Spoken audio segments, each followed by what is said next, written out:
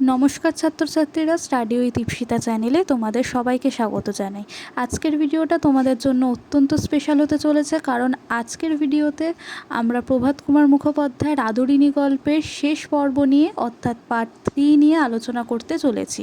Request করব ভিডিওটি মন দিয়ে শেষ পর্যন্ত দেখো। আর তোমরা যদি এই সিরিজের পার্ট 1 এবং পার্ট 2 দেখে না থাকো তাহলে ডেসক্রিপশন বক্স চেক করতে পারো, সেখানে আমি ভিডিও লিঙ্ক দিয়ে দিয়েছি, অথবা উপরের আই বাটনে ক্লিক করেও তোমরা পার্ট 1 এবং পার্ট 2 এর ভিডিও দেখে নিতে পারো।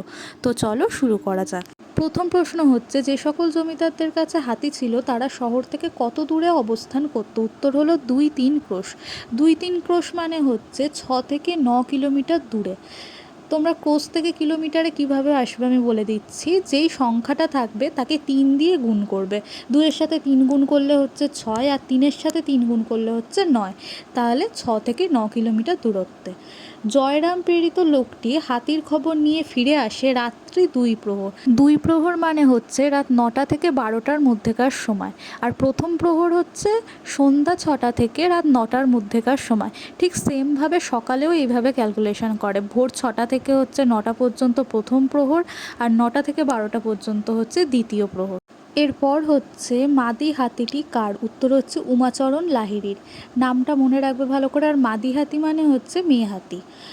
নিবাস হচ্ছে বীরপুর, মানে উমাচরণ লাহিড়ী বীরপুরে থাকতো। জয়রাম মুখোপাধ্যায় কত টাকা দিয়ে হস্তিনী কিনেছিলেন? এই প্রশ্নটা তোমাদের আগেরবার চলে এসছে। উত্তর হচ্ছে 2000 টাকা। মাদি হাতিটি বাচ্চা হলেও কি বইতে সক্ষম? উত্তর হলো সওয়ারি। হাতির সঙ্গে কাকে পাঠানোর নির্দেশ দেন জয়রাম মোক্তার? উত্তর হলো বিশ্বাসী কর্মচারীকে। বাড়িতে হাতি আসিবা মাত্রই কারা বৈঠকখানার উঠোনে এসে ভিড় করে দাঁড়ালো? পাড়ার তাবৎ বালক বালিকা, মানে এলাকার সমস্ত ছেলেমেয়েরা হাতি দেখার জন্য বৈঠকখানার উঠোনে ভিড় করে দাঁড়ালো। এরপর আছে উমাচরণ লাহিড়ীর কর্মচারী কি লিখে দিয়ে প্রস্থান করলো? উত্তর হলো স্ট্যাম্প কাগজে রসিদ। হাতি তোর গোদা পায়ে নাতি বলেছিল কারা? উত্তর হচ্ছে পাড়ার বালক বালিকা। নাতি শব্দের অর্থ হলো লাথি। হস্তিনী গিয়ে দাঁড়ালো অন্তঃপুরদ্বারের নিকটে। অন্তঃপুরদ্বার মানে হচ্ছে বাড়িতে প্রবেশের দরজা। জয়রামের জ্যেষ্ঠ পুত্রবধূ, দেখো এখানে জ্যেষ্ঠ পুত্রবধূ সম্পর্কে যা যা আমরা এই গল্পে পেয়েছি সবকটা একটা জায়গায় লিখেছি যাতে তোমাদের পড়তে সুবিধা হয়। তাহলে এই গল্পে জ্যেষ্ঠ পুত্রবধূ কি কি করেছিল?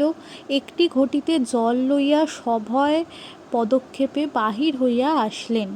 তারপর কি না কম্পিত হাতে আদরিণীর পা ধুয়ে দিয়েছিল। তেল ও সিঁদুরে আদরিণীর ললাট মানে কপাল রাঙা করে দিয়েছিল।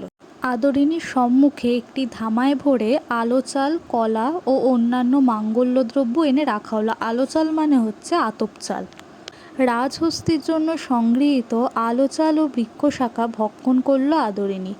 নিমন্ত্রণ রক্ষা করিয়া পীরগঞ্জ হইতে ফিরিবার পরদিন বিকালেই মুখোপাধ্যায় মহাশয় সাক্ষাৎ করতে গেলেন মহারাজ নরেশচন্দ্রের সহিত। মুখুজ্জেমশাই, ও হাতিটি কার? হাতিটি কার বলে ঘোষণা করেছিলেন জয়রাম? হুজুর বাহাদুরের। মহারাজের দ্বিতল বৈঠকখানার নিম্নে বিস্তৃত ছিল প্রাঙ্গণ। জেলা কোর্টে ভরিয়া গিয়েছে। জেলা কোর্ট ভরে গিয়েছে কিসে? নতুন নিয়মে পাশ করা শিক্ষিত মুক্তারে। জয়রাম মুক্তারের কটি পুত্র? 3টি। জয়রাম মুক্তারের কনিষ্ঠ পুত্রটি কোথায় পড়াশোনা করছে? কলকাতায়। মুক্তার মহাশয় কাছারিতে যাওয়ার সময় মাথায় কি বাঁধতেন? উত্তর হলো পাগড়ি। ছোকরা মুক্তারগণ মাথায় কি পরে? উত্তর হলো সামলা। সামলা হলো পাগড়ির থেকে অনেকটা উন্নত মানের কাপড় দিয়ে তৈরি, যেমন উন্নত মানের সুতির কাপড়, রেশম বা সিল্ক দিয়ে তৈরি হতো। আর এটা ব্রিটিশ আমলে বা তার আগের সময় শিক্ষিত সমাজ বা জমিদাররা ব্যবহার করতো, তারপর আইনজীবীরা ব্যবহার করতো। এটা পাগড়ির চেয়ে অনেকটা পরিপাটিই ছিল, আর একটা নির্দিষ্ট স্টাইলে এটা বাঁধা হতো। এরপর দেখো আমি লিখে দিয়েছি সামলা হলো উকিলদের মাথায় পড়া শালের পাগড়ি।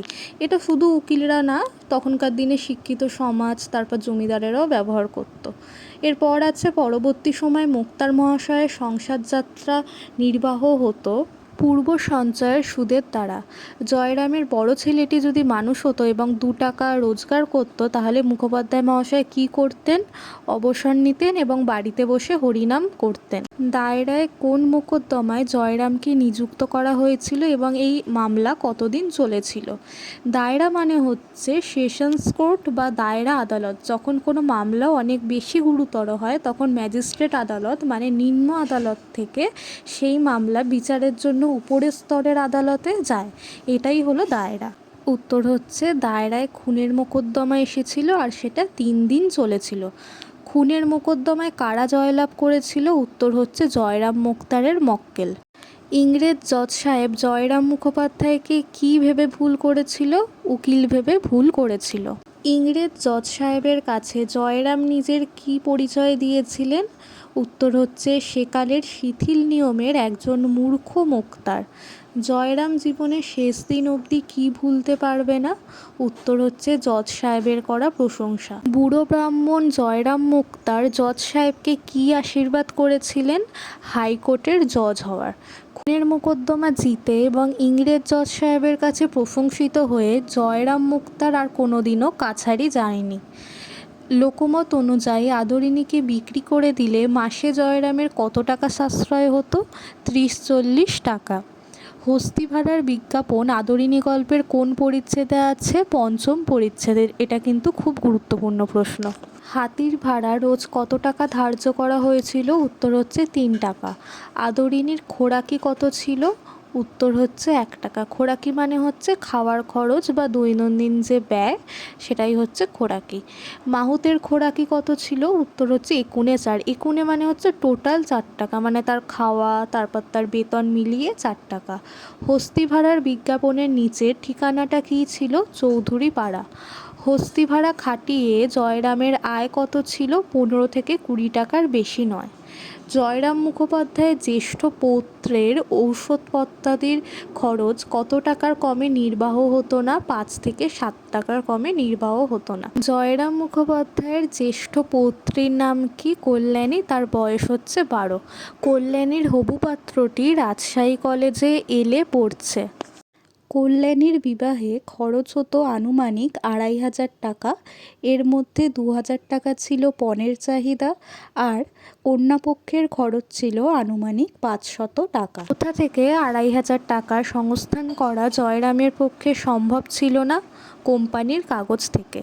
একদিন সংবাদ আসিল। কী সংবাদ এলো? কনিষ্ঠ পুত্রের বিয়ে পরীক্ষায় ফেল করার সংবাদ। আদরিনীকে মেলায় কত টাকায় বিক্রির আশ্বাস দিয়েছিলেন জয়রামের বন্ধুরা? উত্তর হচ্ছে 3000 টাকায়। তাই হোক, দাও, মেলায় পাঠিয়ে দাও। এই নিরাশ উক্তিটি কার? জয়রাম মোক্তারের। বামুনহাটের মেলাটি সংক্রান্তির কতদিন আগে বসে? 15 দিন আগে এবং শেষের 4-5 দিন বেশি জমজমাট থাকে। এখান থেকে কিন্তু দুটো প্রশ্ন হবে। একটা হচ্ছে কতদিন আগে বসে, এটা হচ্ছে 15 দিন আগে বসে, আর কবে বেশি জমজমাট থাকে সেটা হচ্ছে শেষের 4-5 দিন বেশি জমজমাট থাকে। কবে আদরিনীকে মেলায় পাঠানোর দিন স্থির করা হলো? সংক্রান্তির 1 সপ্তাহ আগে। যাত্রার আগের দিন আদরিনীর জন্য জয়রাম কী আনিয়ে রেখেছিলেন? 2 টাকার রসগোল্লা। জয়রাম মুখোপাধ্যায় ছলনা করে আদরিনীকে কী বলেছিলেন? আদর, যাও মা, বামুনহাটের মেলা দেখে এসো। কল্যাণীর বিবাহ স্থির হয়েছে 10ই জ্যৈষ্ঠ। ভালো করে পড়বে এটা। কবে আদরিনী মেলা থেকে বাড়ি ফিরে আসলো? 1লা বৈশাখ। এর কী কারণ ছিল? উপযুক্ত মূল্য দেওয়ার খদ্দেরের অভাবে সে মেলায় বিক্রি হয়নি। আদরিনী বাড়ি ফিরে আসায় বাড়ির লোকেদের মধ্যে কী দেখা গেল না? খেদের চিহ্ন, মানে তাদের কোনো আক্ষেপ ছিল না। জয়রাম কাদের সমগোত্রীয় নয়? মুরগিখোর ব্রাহ্মণদের। বামুনহাটের মেলা থেকে ফিরে আসার পর আদরিনীকে রসুলগঞ্জের মেলায় পাঠানোর পরিকল্পনা স্থির করা হলো। বামুনহাটের মেলা থেকে রসুলগঞ্জের মেলার দূরত্ব 10 ক্রোশ উত্তরে। দাদামশাই, আদর যাওয়ার সময় কাঁদছিল, কথাটি বলেছিল কল্যাণী। রসুলগঞ্জের মেলায় রওনা হওয়ার পরদিন বিকালে জয়রাম মুখোপাধ্যায়ের হাতে একখানি পত্র এনে দিয়েছিল একজন চাষিলোক। পত্রটির প্রেরক ছিল জয়রামের মধ্যম পুত্র। মাত্র।